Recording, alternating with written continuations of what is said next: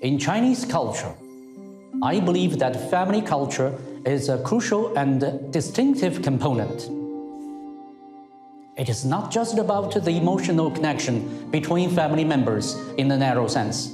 Instead, its meaning can be extended to the political sphere. You can see it in the Chinese language. For example, the word country in Chinese is 国家, consisting of two characters, which literally translate as country and family. In addition, we often see that China's 56 ethnic groups form a big Chinese family, and the Chinese people in the mainland, Hong Kong, Macau, and Taiwan are a family who love each other.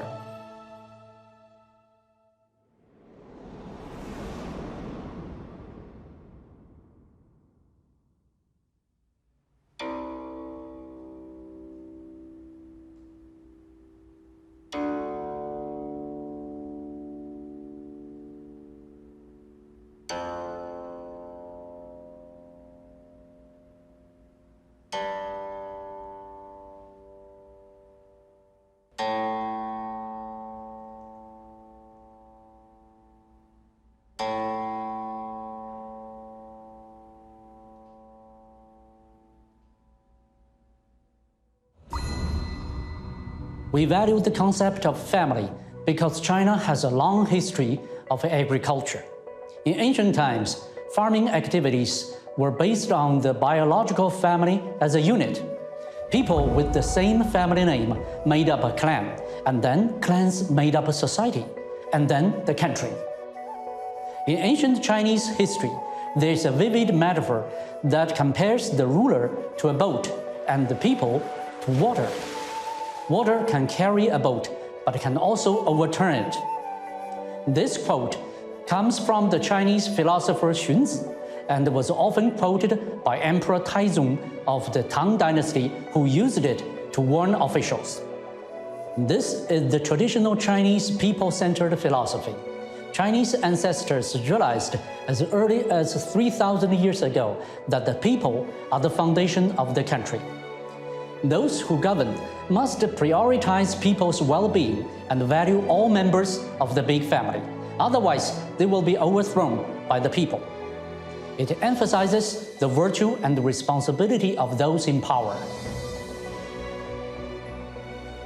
Due to the long history of agrarian civilization in China, and with Confucianism as the mainstream guiding philosophy in various dynasties since the grand unification in the Qin and Han dynasties, China's people-centered thinking has been systematically passed down and emphasized for thousands of years. The people-centered thinking and the cultural concept of integrating family and country have become a highly unique part of China's political civilization. In explaining this, my hope is to show you some of the cultural basis behind China's political landscape. It has been more than 100 years since the CPC was founded, and over 70 years since the party came to power. But we Chinese are unlikely to view the party only from the perspective of its own history. The CPC did not emerge from thin air, but rather took shape on the basis of the Chinese civilization, which extends back 5,000 years. Socialism, with Chinese characteristics itself, embodies the inheritance and the development of Chinese civilization. A governing party should serve all the people and improve the well-being of the big Chinese family without attempting to further its own private interests or those of certain groups. This is what the Chinese people expect from those at the helm of the state. The CPC continues to this day to draw wisdom from the traditional people-centered philosophy. However, the CPC believes in Marxism. As we said in the last episode, Marxism holds that the people are the creators of history and the major force behind the social development. Such an understanding of the world and history goes far beyond the traditional thinking. The CPC does not govern to rule the people, According to its philosophy, the interests of the people must ultimately be achieved through the efforts of the people themselves. The party must always maintain close ties with the people and ensure that development depends on the people and its fruits are shared by the people.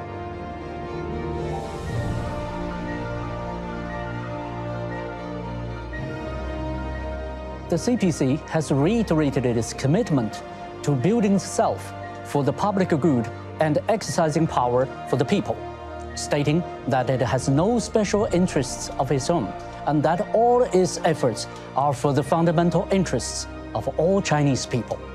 This is by no means communist rhetoric. The rise or fall of a political power depends on whether it accommodates the people's will. But what is the people's will? And what are the overall interests in the eyes of the Chinese people?